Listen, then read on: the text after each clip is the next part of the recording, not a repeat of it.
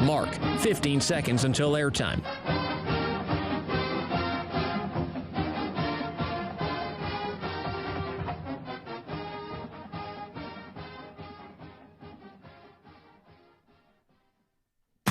This is Duck Insider.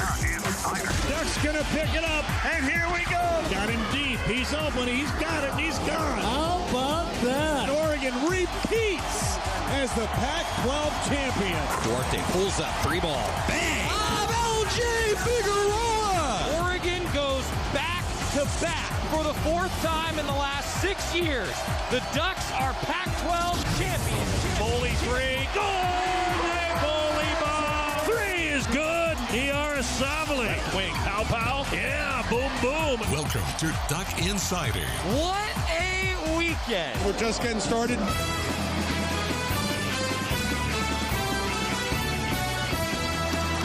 This is Duck Insider on the Oregon Sports Network from Learfield IMG College. Presented by On Point Community Credit Union. Better banking, local solutions. Live from the Country Financial Studio, here's Joey Mack. What's up, Duck fans? Alex Simpson along with you. I am not Joey Mack, a little bit more vertically challenged than Joey Mack is, as he's on the road for Oregon baseball for the first time this year. Joey, if you're watching, I miss you. I'm jealous. Go Ducks. The Ducks baseball team picking up a sweep last weekend against Washington, poised to host a regional. More on that coming later this week.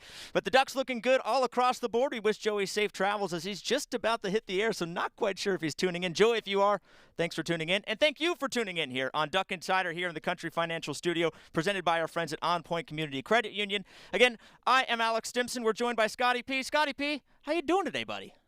Oh, my gosh. Little chaotic. It's a busy day. It's a busy day. I know you hanging in there. You doing all right, bud? It gets a little crazy, but you know what? The weather's nice.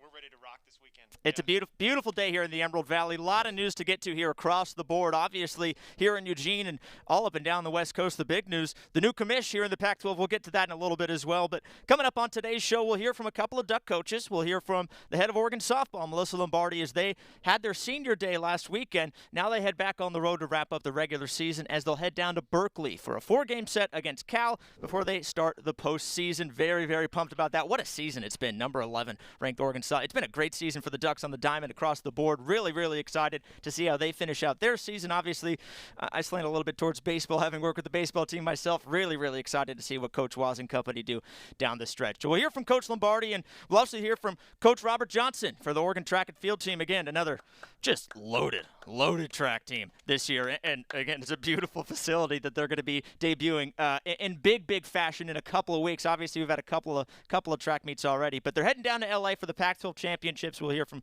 Coach Robert Johnson a little bit later. And man, I can't wait for the Ncaa championships, for the trials. What a facility. New Hayward, man. I drive by it all the time, and it's still just – it's just so daunting in a good way, you know? It's just I spent a lot of time at the old original Hayward, as I'm sure you did as well, Scotty P. And cable. In those troughs, right? We don't need to talk about that. I'm pretty sure I still got some pants and stuff soaked from that. But it is a beautiful facility. Can't wait till we can get fans back in there, obviously. So, again, a lot to unpack here. Women's golf advancing to the NCAA championships for the first time since 2017. Obviously not necessarily the way that Coach Derek Radley may have wanted, and he acknowledged that. We'll talk about that a little later. But picking up the 4th seed in the Baton Rouge Regional, they move on as the top 6 seeds advance, and so they head down to Scottsdale.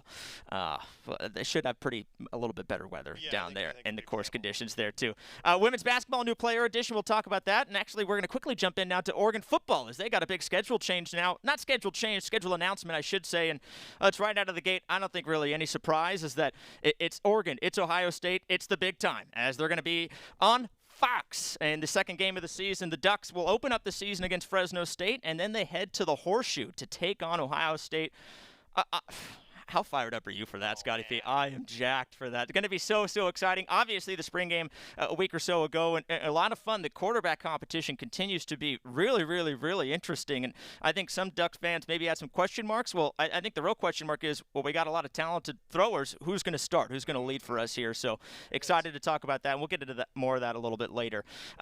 But the big news across the Pac-12 today is the new commissioner. We have a new commissioner leading the Pac-12 conference, and his name is George Kliavkoff. As he'll lead things off, we just actually got the interview imported. I'm not quite sure if we'll be able to get to it in segment one. We will in a second, but George Kliavkoff joining the Pac-12 conference. Obviously, Larry Scott heading up the conference for quite some time, but it's a new boss leading the way. Obviously excited to see what he does. He actually talked to University of Oregon President Michael Schill, and actually with that, let's get right to it, Scotty P. Here's the new Pac-12 Commissioner, George Kliavkoff. With today's announcement, I believe I am transitioning from the best job in entertainment to the best job in sports. I made this jump because I'm passionate about the mission of the Pac-12 Conference to drive financial results, to help protect and expand scholarships, and support the other educational goals of our member institutions. I understand that I was not on any of the media's shortlists for this role, and that my name will be new to many of you. But I believe my personal style and work experience line up well with the enormous opportunities immediately in front of the Pac-12. First, from my days as a collegiate rower at Boston University, I've always loved everything about intercollegiate athletics. I credit much of my success in business and in life to lessons I learned as a rower in college, including the value of putting in the hard work, time management, accountability, and of course, teamwork. Second, I believe I have deep subject matter expertise in many areas that are immediate opportunities. I have a background in structuring complex media distribution deals, including an understanding of the ongoing transition from consumption of linear television models to digital. I have built and run large-scale live events, sponsorship, licensing, and ticket sales operations. And I have an understanding of lobbying and other efforts necessary to address some of the biggest opportunities and issues facing college athletics today, including name, image, and likeness, expansion of the CFP, and sports betting. Third, I've been fortunate to lead teams that have driven growth in both revenue and profits in every job I have held. Just quickly, here are a few highlights from my career. My first job in sports was as one of the senior executives in the early days of establishing Major League Baseball advanced media. At MLBAM, I managed corporate and business development and baseball's media subscription and licensing business across all digital platforms. After MLB, I became NBC Universal's first chief digital officer, setting NBC's corporate digital media strategy and developing new business models and markets. At NBC, we completed the then largest digital media event of all time with the 2008 Beijing Summer Olympics by delivering 10 million hours of video to 52 million unique visitors in just 16 days. Also while at NBC, I partnered with our competitor, News Corp, to form a digital media distribution joint venture that became Hulu, which turned into a top 5 US video site within 6 months. I spent 7 years at Hearst Corporation, where I was responsible for overseeing Hearst's 50% stake in the A&E, Lifetime, and History cable networks, and a 20% stake in ESPN during a time when ESPN was negotiating very complex sports licensing deals and establishing both the SEC and ACC networks. In my current role at MGM Resorts International, I oversee one of the largest live events companies in the world and also look after MGM's sponsorship spend, sponsorship sales, and sports betting ventures. At MGM, I also had the privilege to oversee the Las Vegas Aces and to sit on the WNBA's Board of Governors. I'm a big proponent of women's sports. As all of you know, at MGM, we partnered with the Pac-12 Conference for both men's and women's basketball championships, and in a deal in partnership with the Las Vegas Convention and Visitors Authority and the Las Vegas Raiders to bring the football championships to Allegiant Stadium for the next 2 years. Throughout my tenure at MGM, I had the pleasure to work closely with the Pac-12 Conference staff to leverage opportunities and address challenges. The latter has been especially true in the 14 months since I was in the room at T-Mobile Arena when the decision was made to cancel the rest of the 2020 men's basketball tournament due to the COVID pandemic. Since that day, I've watched my new colleagues at the conference office work tirelessly and with an unmatched passion to protect athletes while still driving the conference business.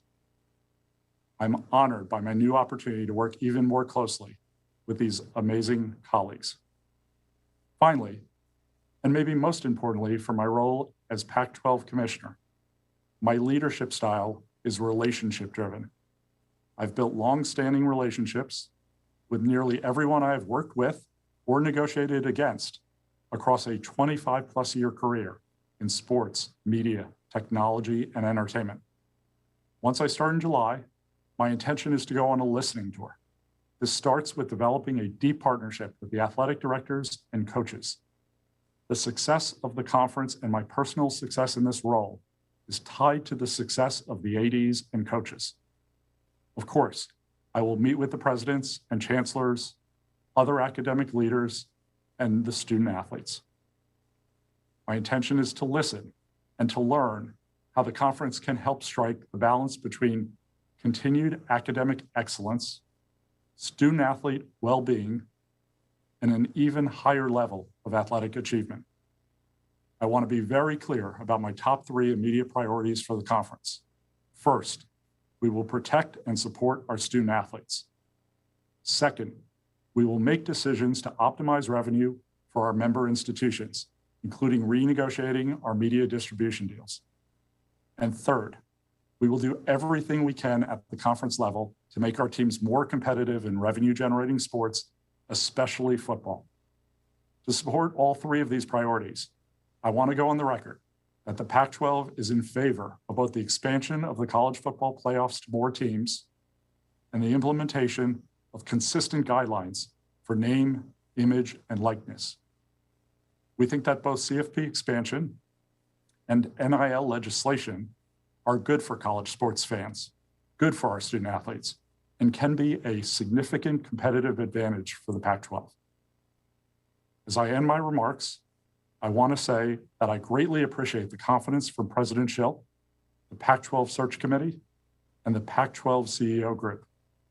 I look forward to traveling around the Pac-12 and meeting with all of you in the coming months. Thank you for your attention. Whoa. What a resume that guy has. My goodness, need kind of a scroll to unfurl and kind of list all the accomplishments that he has. Incredibly impressive. Former rower at BU, great hockey program, MLB Advanced Media, NBC Universal Chief Digital Officer, part of the growth of Hulu, it's part of the Olympics, the list goes on and on. Really, really impressive hire.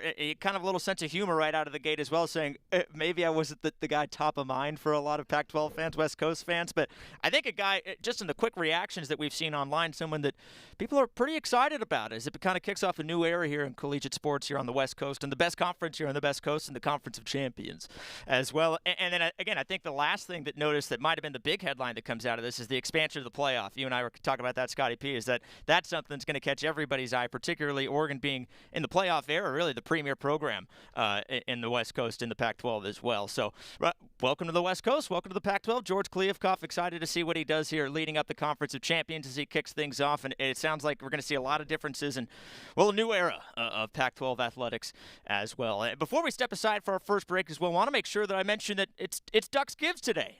Ducks Give today, a big day to say thanks for all of our Duck family. You could visit ducksgive.uoregon.edu. Ducks Give 2021, easy for me to say. University of Oregon's 6th annual Giving Day. This 24-hour campaign is a university-wide effort to inspire alumni, parents, friends of the UO to give and support your fellow Ducks as well, whether you're a former Duck like myself and actually still a current Duck like myself, or hopefully a future Duck as well. It's a great way to support those past, present, and future that are part of the Duck family. If you are even a tangential part of the Duck family, you know that it is a tight-knit one across the board, whether it's over on the campus, whether it's the athletic facilities, across the board. It is, for being such a big university and a big operation, doesn't feel that way a lot of the times. It's a very cohesive operation. I think that's a credit to the leadership as well, and a credit to the people like you that give on days like Ducks Give. So reminder, again, ducksgive.uoregon.edu. It's about 11 hours or so remaining. Any contribution is meaningful, and we'd certainly appreciate it here at the University of Oregon. With that, we're going to step aside here for our first break here on Duck Insider. Don't go anywhere. We got more action. It's a power-packed day here in the Country Financial Studio. Back with more Duck Insider presented by On Point Community Credit Union. More after this on the Oregon Sports Network from Learfield IMG College. From the weight room to the classroom, on the field and off it, On Point proudly supports University of Oregon athletics because student athletes do so much more than bring us pride on game day. They bring our entire community together in Eugene and all across Oregon. So whether you're watching the game in the stadium, at home, or at your favorite local business, their success makes all of us stronger. On Point Community Credit Union. Join in. OnPointCU.com. Federally insured by NCUA. Equal housing opportunity. On March 5th, 2021, we lost a larger-than-life member of the Oregon Ducks family. Chris Bjork passed away surrounded by his wife Allison and their 3 sons, Anders, Henry, and Jordy. After spending more than 26 years working with the University of Oregon, we are proud to establish the Chris Bjork Scholarship Fund in his honor. Go to goducks.com/Bjork Scholarship. That's goducks.com/Bjork Scholarship to make a contribution and help us remember a great Duck. Duck Insider, your home for the latest news on Oregon athletics. This is the Oregon Sports Network from Learfield IMG College. Adopt US Kids presents What to Expect When You're Expecting a Teenager. Learning the lingo. Hundo P. Hundo P. Adjective. Short for being 100% sure or certain. As in, if we get a puppy, I'll Hundo P always walk it. You don't have to speak teen to be a perfect parent. Thousands of teens in foster care will love you just the same. Visit adoptuskids.org. Brought to you by the U.S. Department of Health and Human Services, Adopt U.S. Kids, and the Ad Council.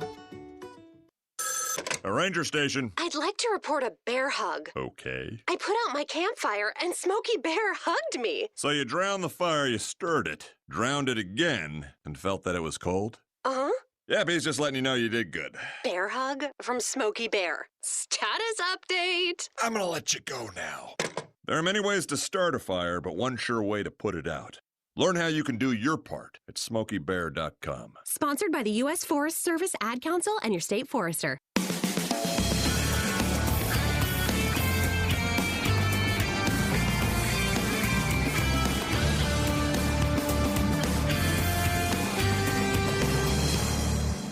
What's up? Welcome back, Duck fans, here on Duck Insider, presented by our friends at On Point Community Credit Union. You are looking live at the Country Financial Studio, and you're also looking at someone who is not Joey Mack. I am Alex Stimson. I am no Joey Mack. I'd love to be Joey Mack, but I'm not.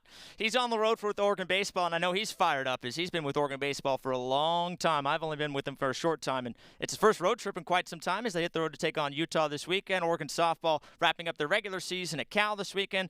A couple of interviews to get to later. Speaking of Oregon softball, we'll talk to Melyssa Lombardi, but quickly, I just want to circle back on the big story of the day that's kind of dominated not just Oregon sports, not just Pac-12 sports, but really all of college sports, and that's the new commissioner. As we have a new commissioner, George Kliavkov. I'm going to have to say that a couple of times to get it down because that's an important guy. I don't want to butcher that last name. As he joins the Pac-12 conference, as you can see right there, quote, "I'm thrilled to be the Pac-12 commissioner. This is a challenging time for intercollegiate athletics, but I believe these challenges also create significant opportunities. Loved being a student athlete, and I'm passionate about the doors that college sports and higher education open for young women and men.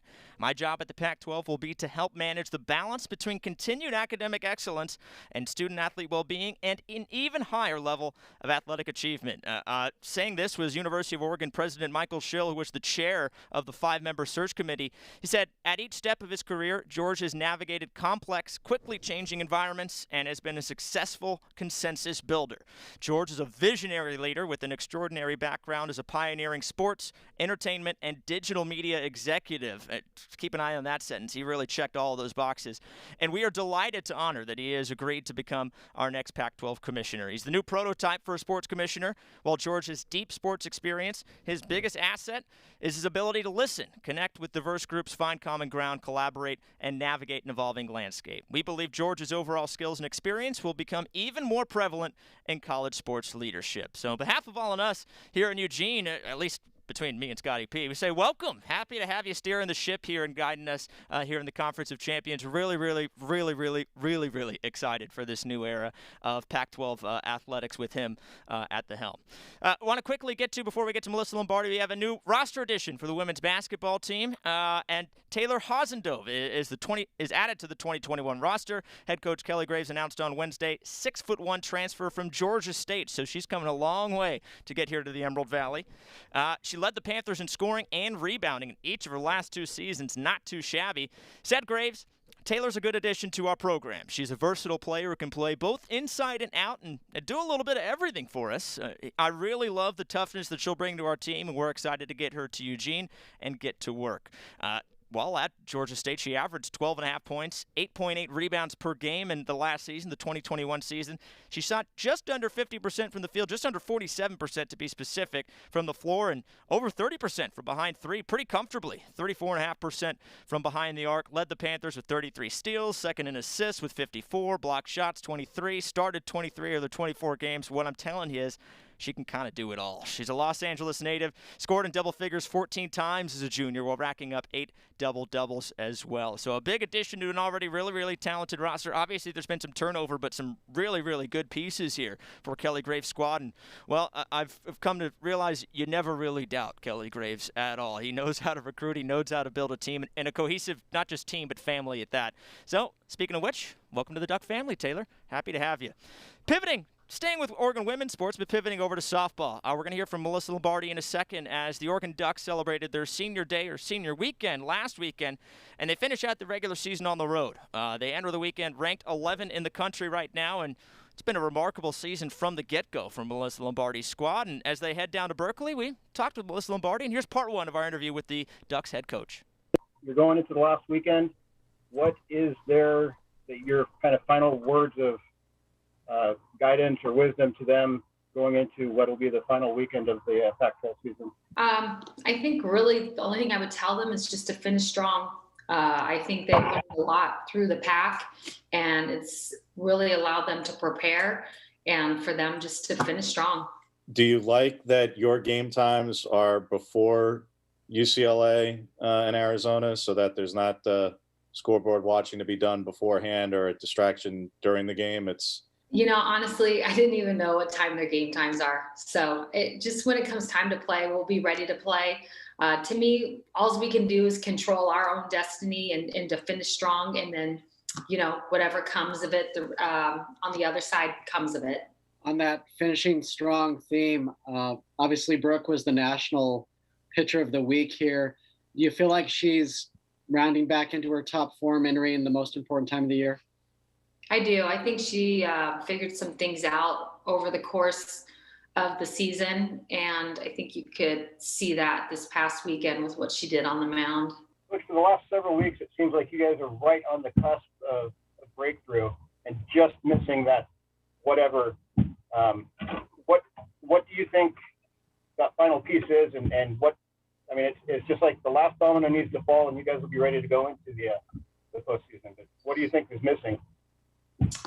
I think for the most part, I think they're ready to go. I think there's just a part of playing in the Pac that you have to go through some highs, through some lows, to just really understand what your team is about, what they're willing to do for each other. And I think we experienced that through the league. It's a tough league, but what it's done for us as a team, I think you got to see that this past weekend against Arizona. Do you think you guys have a case, especially if you were to jump and finish all the way up at third, potentially in the Pac, for a top 8? I think our body of work speaks for itself. I think we played an extremely tough schedule all year long, in the beginning of the season, middle, and going through the Pac. I think that if you look at that and see the teams that we've beat and even see games that we've lost and how we've lost, I think we're definitely one to be considered for a top 8, no question. So those types of things, they're out of our control. And so what I want our team to do is just to continue to play as tough as they've been playing. And if we're home, yes, I want to be home. It'd be awesome to be home. Do I want to be a top 8? Absolutely. Do I think we have the ability and are deserving of a top 8? I do. But whatever it is, we'll be ready to tackle it. Were you guys in Berkeley when the season got called off last year? And just what do you remember about that time? And is it great now to be going full circle and actually finishing a Pac-12 season, where you were trying to start one? Yeah, no, that's you're exactly right. I mean, we played St. Mary's on a Wednesday, and we spent the night there. And then that morning we were getting ready to travel to Cal and got called home. So we never even physically made it to Berkeley. So I think it's just, it is full circle for sure. And that's where we started the pack last year and got canceled to, that's where we're going to finish the pack. It's kind of fitting. Brooke, Missy, at one point she shook off Tara like 3 times, then went out for a quick meeting and whatnot. Was that just a signal cross up on the communication, or were you giving Tara the leeway to call a pitch there? The pitch comes in from the dugout, and they, if they would like to audible, they can do an audible and they can change it. Because to me, if every pitch that we call from the dugout and they just throw it, I don't want them to do that. I want them to get if we're doing things right, we're all on the same page. And then if they get something and go, then you know what, you better be switching it and getting what you want. So I think with that, I think Tara does a great job of knowing what Brooke wants. I just think that situation was just maybe just a small little mix up of I don't think it was really that big of a situation. It just might have been wrong side of the plate or whatever. Yeah, I didn't think it was, to be clear. I was just curious. I didn't know how much autonomy you gave to your catcher in that spot in general, because I know you signal it in, so I didn't know what. Yeah, no, I trust those guys just like they trust us and what we are sending in. I trust them that if they're going to switch, that they know what they want, go to it, and let's get the hitter out. So yeah, that's, those guys will shake throughout the game. If they're shaking every pitch, then we're in trouble because that means we're not all on the same page. But do they have some shakes during the game? Absolutely. Do I mind that? Not at all. I love it. To me, it's them empowering themselves and taking control of what it is exactly that they want. So let's get that. Really good stuff from the head coach of the Oregon women's softball team, Melyssa Lombardi. I'm stating the obvious here, and obviously a little bit biased. Oregon pays the checks, but we're fortunate to have so many great head coaches of so many great programs, and just hearing Melyssa Lombardi there just kind of reinforces that she's just one of the best, not just here on campus at the University of Oregon, but across the board. Kind of that last question I thought really kind of said it all, kind of the autonomy that she allows. She doesn't want her players to be robots, essentially.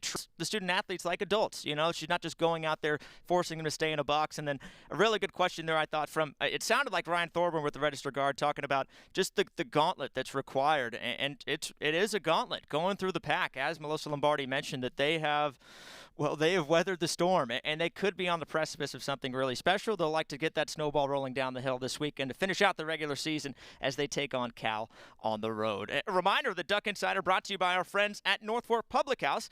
Open for dine-in and take-out, northforkeugene.com. Go visit them, have a drink. Not on me, but go have a drink, all right? We're going to step aside here on Duck Insider, presented by On Point Community Credit Union. We're live from the Country Financial Studio, and we'll be back with more here on the Oregon Sports Network from Learfield IMG College. Hi, it's Jan from Toyota. Summer's finally here, and with a great deal on a new Camry, RAV4, Highlander, Tacoma, and more, you can celebrate all of your favorite summer holidays, like Cinco de Mayo, Independence Day, International Pizza Party Day. Pepperoni, please. And by pepperoni, I mean Hawaiian. Kick off summer at your Toyota dealer, where you can save big on all your favorites. This event ends June 1st. See your participating Toyota dealer today. Toyota, let's go places. From the weight room to the classroom, on the field and off it, On Point proudly supports University of Oregon athletics because student athletes do so much more than bring us pride on game day. They bring our entire community together in Eugene and all across Oregon. So whether you're watching the game in the stadium, at home, or at your favorite local business, their success makes all of us stronger. On Point Community Credit Union. Join in. OnPointCU.com. Federally insured by NCUA. Equal housing opportunity. This is Duck Insider. Duck Insider on the Oregon Sports Network from Learfield IMG College. I'm probably okay to have one more drink before I drive home. I'm probably okay. I open the window to stay alert. Probably okay. I just popped some gum in my mouth. Step out of the car, please. I probably made a mistake. Probably okay isn't okay when it comes to drinking and driving. If you see a warning sign, stop and call a cab, a car, or a friend. Buzzed driving is drunk driving. A message brought to you by Ncaa and the Ad Council. When I grow up, I want to be a new pair of blue jeans. When I grow up, I want to be a kid's first computer. I want to be a warm fleece on a cold day. Football I want to be a stadium. bike that races around the country. I want to be a bench on a forest trail. When I grow up, I don't want to be a piece of garbage. And if you recycle me, I won't be. Give your garbage another life. Recycle. Learn how at iwanttoberecycled.org. Brought to you by Keep America Beautiful and the Ad Council.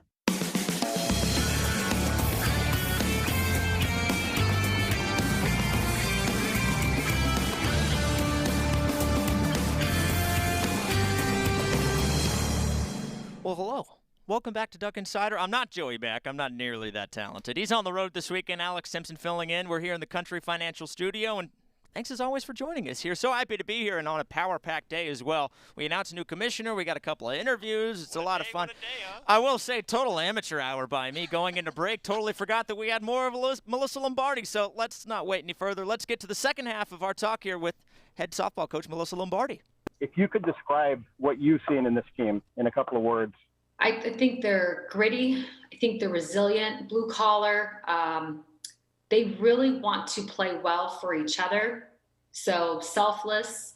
I think going through the pack, it's showed them that every single weekend they better show up and be ready to be great, because every opponent in the pack is very, very good.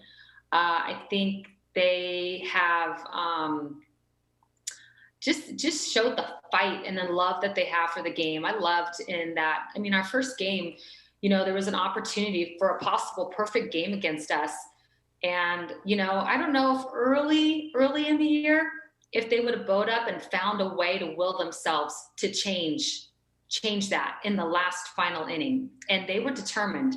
The home run got hit off of us. We came in and they were ready to go. There was no flinch, no concern. Just they knew that we needed to get our leadoff on. If we could get our leadoff on, we had an opportunity.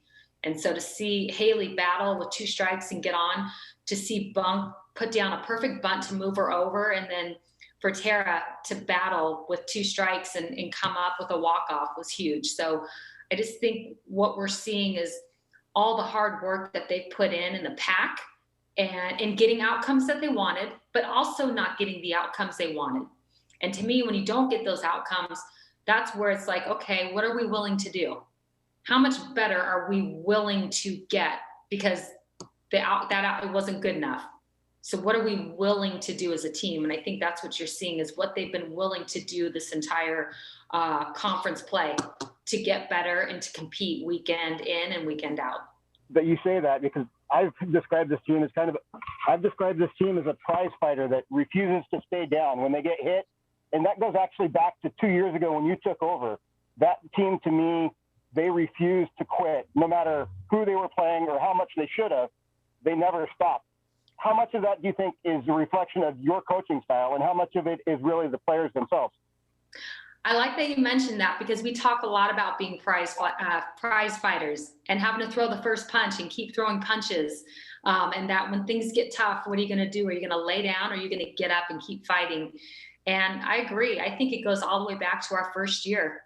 I don't know. For me as a coach, that's the only way I know how to coach. Like, there's no way I'm going to ever lay down. There's no way. If I lay down, then why would I expect my team to stand tall? So I love their fight. And I just think getting through this first year of conference play with this team, because we didn't get that last year, we got to grow a ton, learn a lot, and really understand what we know what this conference was about, but really physically and mentally going through the season and understanding what it's about. So I love it. I love the prize fighters in them. So this league doesn't have a conference tournament. Would you like there to be one? I like the idea of bouncing around the league. I think it's cool for our athletes, our Oregon athletes. Every time we go on the road, we get to go play at somebody's stadium and see, what it's like to be at their place. So I like that. A conference tournament, we've talked about it, and maybe we'll get there in the future. Right now, we don't have it. The league is tough. It's tough. I mean, this year we played 4 games. It's not like we played 3. We played 4 games. So it's like we beat each other up in the league, and then now to go into a conference tournament, beat each other up some more, and then go play a regional, get through that, super regional, get through that. You're at the World Series, great, battle through that. Now you go to the championship series and you win the whole thing. So there's a huge process to postseason. And I think for us as coaches and with our teams, figuring out what's the best way to go. Is it having your conference games and then having a tournament right after, or not? I think that's something that's come up, and so far up to this point, there hasn't been a conference tournament. If baseball was to start a tournament in a year, that softball would prefer to have one at the same time, preferably. Yeah, I don't know necessarily if it's because baseball will do it. I think it's us as a conference really understanding and respecting the strength of our conference and what's the best way to go about it with either having a conference tournament or not. I think it's more of softball terms than what's baseball doing. But we have conversations about that. So is that something in the future that could happen? Sure. I know up to this point they haven't, before I was in this conference, they have not had a tournament. So I guess we'll wait and see what happens. But I do know the strength of this conference, and it's ridiculous. And I knew that when I was not in this conference, but I really, really know that now being in this conference. Are you guys intent on playing the 4th game? Well, what I've been told is you play 4 games unless you don't have enough people due to COVID. Then it drops down to 3. So it's like we don't get to pick or choose whether to play the game or not. That's what was told to us at the beginning of the year. Going into the last weekend with the seniors that you've got, what do you think this team has learned from them, and what do you think their impact is going to be? Yeah, I think our super seniors and seniors have been great leaders with our younger athletes on the field, off the field. I love the coaches in them. As us as coaches, we can't be everywhere to coach. I love how they coach each other up. I love how they give each other confidence, the belief that they have in each other, the standard. We talk about a standard as coaches, but to me, what I think is huge is the standard and the culture that is being spoken about between athletes. To me, that goes such a longer way than us as coaches could ever take it. So the University of Oregon is very, very important to our seniors. And it's important to them that they leave this program better than when they first got here. And I think they are definitely doing that. Just watching them grow as leaders, grow as students, to grow as athletes, but then also leave a little piece of them behind for the young ones. I'm very, very proud of all of them and what they're doing and what they've been doing. So just to continue, I know they're seniors and we had senior day, but to me, we have so much more to do. And I can't wait to see them lead us the rest of the way. That was the head coach of the Oregon softball team, Melyssa Lombardi, as the softball team poised to wrap up the regular season and poised potentially for another deep run in the postseason. As Oregon softball ranked number 11, they head down to Berkeley for a 4-game set against the Bears. And senior day last weekend, an emotional senior day, obviously another great senior class. And you heard Coach Lombardi talk there just about the culture, about the standard that not just the coaching staff, but that senior class and the rest of the rosters really help set and maintain and kind of elevate year by year, game by game as they go through the gauntlet that is the Pac-12 play. And loved hearing her talk about heavy hitting as well, prize fighting as well. As well, Oregon's proven to be a couple of heavyweights, that's for sure, and they look to go deep in the postseason here this year, and looking forward to wrapping up the regular season on a high note before they head into postseason play. Keeping it on the diamond, a schedule change for the Ducks, who are on the road as well this weekend, making a little bit longer of a trip. They head one time zone over as they head over to Utah for a set against the Utah Utes before coming back home for a pretty big series against a really good Stanford team. The Ducks ran the gauntlet earlier this year with 3, 4, 5 straight weeks against ranked opponents, and they emerged doing pretty well. And I think to start the season, it caught a lot of people off guard, thinking, oh, this might be a blip on the radar screen. Can they maintain this? Well, they have maintained it. They've done pretty well, not just look poised to make the NCAA tournament, but look poised to host a regional, which I don't think anybody outside of maybe Coach Waz and his staff really expected. But Coach Waz doing an incredible job here and quote-unquote his second year after his first year was kind of cut short. Heck, I was with the team when it was cut short. That was that feels like a long time ago, and just yesterday at the same time we were getting ready to go down to UCLA and got the news of them coming on the bus. But, man, just an incredible job that he's done with this roster and what this roster has done as well, both with the veterans and with the newcomers here. Great freshman class that should build the foundation going forward. But getting to that schedule change, Oregon baseball will continue to play on May 18th as they had expected, but it's against a different opponent. They were supposed to play earlier this week against Gonzaga. Actually, they were supposed to play a couple of midweek games against Gonzaga, but unfortunately, the Bulldogs, who have been a pretty good program, they cracked into the top 25. They threw a no-hitter earlier this year. They had a COVID outbreak on their team, and a significant one at the time, forced them to have a pretty significant shutdown. But luckily, things seem to be good in Spokane, and so the Bulldogs will be able to make the trip down there to Eugene just for a one-offer. The Ducks were supposed to face off against Utah Valley, but swapping it out for a matchup against the Bulldogs after those 3 games, prior scheduled games against the Zags, were canceled. The game will be at 6 p.m. It will be at PK Park. Limited tickets, as I know, at least as of now, are still available, not just for that, but also for the Stanford series. Folks, if the weather's nice, actually, you know what? Even if it's not nice, you're going to want to be there. This team's really good. A lot of fun, a lot of fun. This pitching staff is stacked, and you can, of course, hear my man Joey Mack on the call, bringing you the soothing sounds on the Oregon Sports Network from our friends at Learfield IMG College. And we're going to step aside here for another break here on Duck Insider. A reminder, though, before we go, Duck Insider brought to you by our friends at Shadow Hills Country Club, offering the perfect combination of rural beauty, great golf, and affordable family entertainment that builds a lifetime of memories. Call for a tour today. Shadow Hills Country Club, your family resort just minutes from home. Call for a tour today. I'd love to get out to Shadow. It's a beautiful day. Scotty, you want to, after this, maybe head out, grab the sticks? We'll talk about that offline. I'm going to step aside here for another break here. We're back more with Duck Insider presented by On Point Community Credit Union from the Country Financial Studio. More after this on the Oregon Sports Network from Learfield IMG College.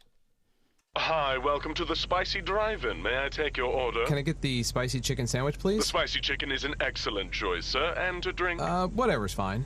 Oh, may I make a beverage pairing recommendation this evening? Sure. If we are feeling especially bold tonight, sir, I would recommend the Mountain Dew with that. It's bravely unrestrained with a very alive aroma that pairs wonderfully with your spicy chicken. It's followed by a hint of zesty citrus flavor. Yeah, that sounds amazing. I'm sure you already know this, sir, but remember to appreciate the nose first by giving the Mountain Dew a little swirl to really volatilize it. What? To change the flavor compounds and activate your taste buds to get them fully primed for that chicken sandwich. It's delicious. Now you're getting the hang of it. The muscular flavor charge characteristics of Mountain Dew make for an absolutely epic mouthfeel when paired with spicy cuisine. It is quite on point, sir. Dude, it's a perfect match. Like they were made for each other. So true, so true. When you want to make good food bolder and bold food better, do the Dew. Your daily dose of Oregon athletics. This is Duck Insider from Learfield IMG College. Whoa.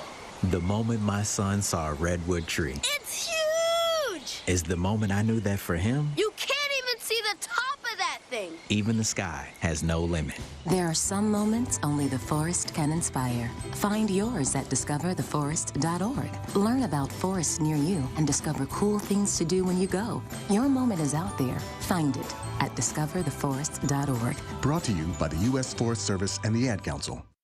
Jill, why don't you tell the class what you did this weekend? Well, my dad and I went in search of some magical minnows and found a zillion of them in the stream from our lookout rock. Then my sister and I escaped from an evil slug king and went back to my super twig fort for safety. Then we told stories till it got dark, and the Big Dipper led us all the way home. Wow. Where were you, Jill? We went to the forest. It's not that far away. Ask your parents to take you and your friends to the forest this week. It's closer than you think. Check out discovertheforest.org. Brought to you by the U.S. Forest Service and the Ad Council.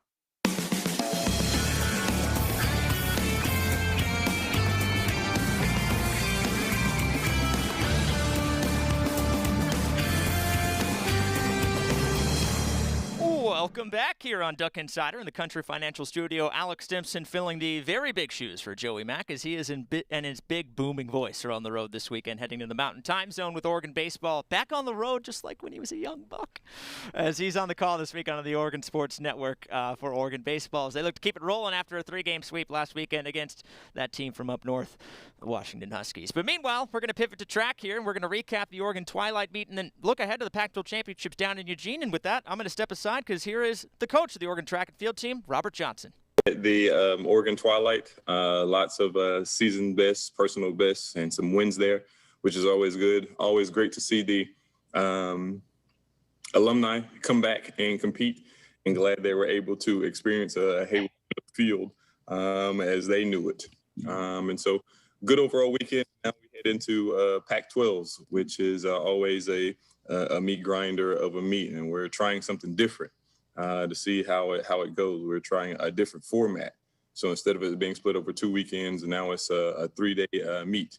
So be real interested to see how that goes. But other than that, ready to get out of here and get off and running. So what are just the practical implications of the format in terms of logistics for the team? How do you see that impacting you guys? With this format here, it's a lot more distance friendly for sure. You get some days in between some historical doubles. You get a day off there. Definitely odd for the sprints. And when I say odd, the 200 being the first sprint race, the 400 hurdles being before the 100-meter hurdles. So just odd the way they're going long to short, which isn't always the most conducive. Yeah, Robert, who put the schedule together? Like decided what events start, go when? Pac-12s. Pac-12s adopted this schedule, and I think they took it from another of the other conferences and then made a tweak here or there to kind of mirror the NCAA schedule. Heading into the Olympic trials, how are you planning to manage Cole Hawker in terms of what events he'll run at Pac-12, what events he'll enter in the NCAA regional? Yeah, Mr. Woods, you're way too far in advance. I haven't thought about Olympic trials, not one bit. Everything has been focused on the Pac-12 meet. And then seeing how we're going to move there at the indoor or regionals and then outdoor meet. Robert, what can you say about just the general readiness and preparedness of your teams trying to win these championships this weekend? Yeah, I think we're going in relatively healthy. We've had a good couple of weeks of practice. As you've seen in the Twilight meet, those guys are kind of gearing up and getting ready. That's kind of traditional for them to run one last tune-up before the Pac-12 meet. So from a traditional standpoint, we're right on course with what we've done in the past. And so be interesting to see how we get down there and handle LA. Yeah, Robert, looking at the USC women, they brought back almost every single person who won a sprint title for them or finished second or finished third. How difficult will it be to kind of end their reign? And do you think you guys are in position to be able to do that? I think anytime we go to the meet, we're in a position to be successful. And that's what we'll look forward here as we go into this weekend. Any individuals you're looking to see pop and just cap a strong training cycle, anything like that, or show some promise moving forward? I was going to say pop like as in a zit pop, or what kind of pop are we talking about here? No, everybody's just pretty much geared up and ready to go. This is kind of one of the meets that is going to be one of our first scored meets. And so it gives us opportunity to go out there and put green and yellow in front of all the other rainbow colors there. So excited and ready to go. Robert, can you talk a little bit about Kemba Nelson and what she's brought to the team and, just her ability to come in, on such short notice and have such an impact on your squad and what she's meant to the team this year? Kemba's real cool and real Irie. Irie played back in Jamaican language. Just even keeled, not too high, not too low, very soft-spoken, very quiet, fierce competitor, loves to compete. I'm glad she's with us rather than other people. She's really taken to the training and what Coach Taylor is mentoring her to do. And I think she's just scratching the surface on how good she can be. Just real quick, were you surprised at just the success she's had immediately to be able to come in and set a collegiate record? Don't get me wrong. Very rarely are coaches in track and field surprised because, of course, it's a numbers-driven game. But if you would have told me that she would have run the collegiate record, I wouldn't have bet on that. Hi, Robert. I wonder about the transfer portal, looking at all the action in collegiate football and basketball. What's happening in track and field with that? I'm assuming it's still booming as well. Mixed feelings about the transfer portal. I know we've done it, and we've had transfers before the portal even existed. But I often think of the art of war. 9 times out of 10, people don't leave good weapons on the battlefield for other people to just come and pick up. So one of those things where you have to do your homework and make sure that there's good fits for your program. You know, these Pac-12 meets often are very dramatic. They come down to the last couple of events, and they're fun for the spectators, people following. Sometimes it rides on the 4x4, and your relays have not performed a lot this spring. How do you feel about the way that those groups are coming together? Doug, you point out something, the very bone of contention of ours here in our program. Our relays are usually the standard here at the University of Oregon, all the relays, DMR, 4x1, 4x4. And the DMR has lived up to that standard, and the 4x1 is living up to that standard as we speak, but the 4x4 has not yet. And it's one of those things to where we'll continue to put our best foot forward there and pull from other event groups to try to put our best 4 kids there on the track. And hopefully that the meet is over and done with by the time it gets to that point in the race. Emmanuel's entered in the triple jump, and it's only his second one of the outdoor season. I remember when he was at the Hayward premiere, you were talking about how you were working on a short approach with him and haven't seen much of him since. You know, what have you been working on in practice, and how confident are you that he's ready to go for this championship season? Well, confident for sure, or else he wouldn't be entered. We don't do anything half-assed. Continue to work on those short approach things there and little technical things. Continue to build there, and you should look forward to seeing some of the same here in LA. Yeah, Coach, can we probably expect Tier and Hocker to double at Pac-12? Yeah, they're definitely entered in doubles on the start list. I don't know if you've seen that or not, but it's out there for public consumption. So they're double ended there as well. A Sun Tzu Art of War reference from Robert Johnson right there. You don't hear that much from really anybody, let alone athletics coach. Really cool. As always, great to hear from the head coach of, well, for my money, I think for anybody's money, the best track program in the country, as well as they get ready for the Pac-12 championships down in Eugene and then come home and hosting the NCAA championships here. But as you heard Coach Robert Johnson saying, listen, not looking too far ahead, looking to, quote unquote, the next opponent, hashtag on to Cincinnati, you know, that whole deal. We're going to step aside for a moment before we do. Like to remind you that every Thursday at Hoodoo, you could ski and ride from 9 a.m. to 9 p.m. Ooh, 12 hours. Oh, that's awesome, man. Take advantage while you still can for only $25. Man, forget the golf. I'm going to Hoodoo, man. You don't need a coupon or have to buy a ticket in advance. Just get your sticks ready for 12 hours of endless laps every Thursday at Hoodoo. Check out hoodoo.com for webcams, road cams, and the latest snow conditions. We'll see you tomorrow at Hoodoo. And we'll see you on the other side of the break. We're going to step aside here on Duck Insider, presented by On Point Community Credit Union. You're looking live at the Country Financial Studio. Back with more here on the Oregon Sports Network from Learfield IMG College. From the weight room to the classroom, on the field and off it, On Point proudly supports University of Oregon athletics because student athletes do so much more than bring us pride on game day. They bring our entire community together in Eugene and all across Oregon. So whether you're watching the game in the stadium, at home, or at your favorite local business, their success makes all of us stronger. On Point Community Credit Union. Join in. OnPointCU.com. Federally insured by NCUA. Equal housing opportunity. As my family continued to grow, I realized I'd have to replace my beloved Jeep with something that has, well, more seats. I'm Jason Hines, Country Financial Rep and father of 7. Whether you're upgrading from your sporty ride with no room for a car seat or finally replacing your well-loved beater that still has a cassette player, you'll want the right protection for your new car. Work with a Country Financial Rep like me and get the protection you need at a price you can afford. Learn more at TakeSimpleSteps.com or contact a local Country representative. You're listening to Duck Insider. Duck Insider on the Oregon Sports Network from Learfield IMG College. Adopt US Kids presents What to Expect When You're Expecting a Teenager. Learning the lingo. Jelly. Jelly adjective. Jelly is a shorter, better way to say jealous. As in, Chloe, I am like so jelly of your unicorn phone case. You don't have to speak teen to be a perfect parent. Thousands of teens in foster care will love you just the same. Visit adoptuskids.org, brought to you by the U.S. Department of Health and Human Services, Adopt U.S. Kids, and the Ad Council. I'm little teapot, short and stout.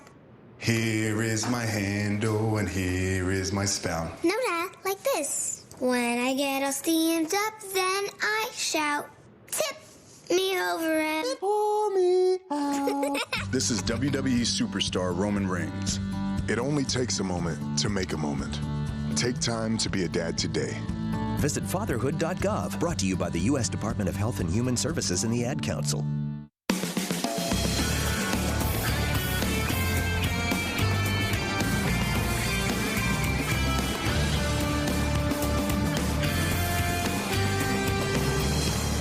Welcome back to the Country Financial Studio. Alex Stimson filling the big shoes left behind by Joey Mack, who's on the road here, on the road there, actually, in Utah. That's there, as he is with, the Oregon Ducks baseball team. They're going to keep it rolling as they take on the Utah Utes. They swept Washington last weekend. They're going to try to keep it going in the Mountain Time Zone before they come back for a big series against Stanford. Before I forget, though, getting hungry just getting ready for this read. Scotty P., you were telling me about your favorite crumble cookie. We got to tell the masses in a second, but I'd like to issue an all-points bulletin to all cookie lovers.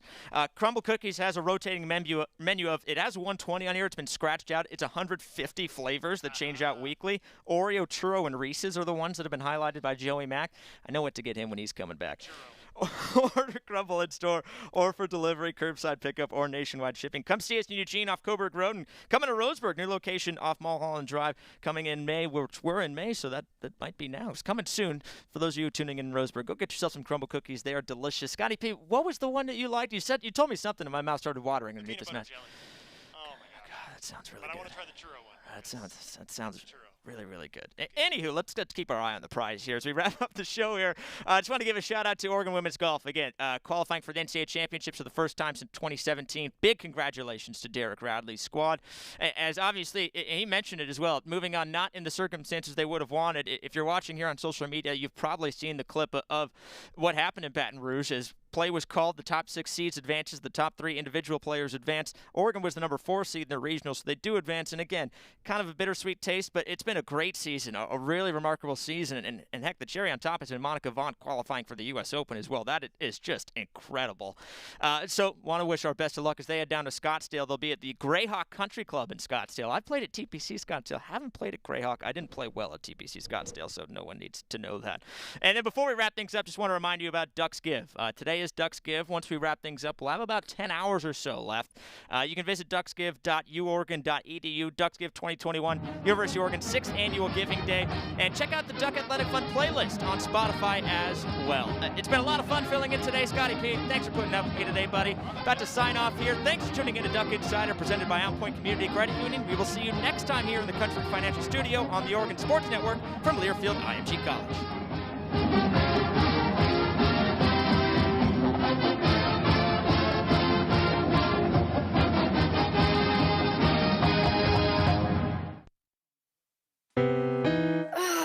Steven. Who said that? Me, down here. Ugh, what are you, a yellow booger? I'm a banana slug, Steven. What are you doing in my room? I'm your sense of adventure. It's been a long time since we've had an adventure in the forest. Mom took me to the forest last year. I'm a slug, Steven. It took me a long time to get here. You're right. I should get out. Yeah, the forest is not that far away. Hey, Mom! Come to the forest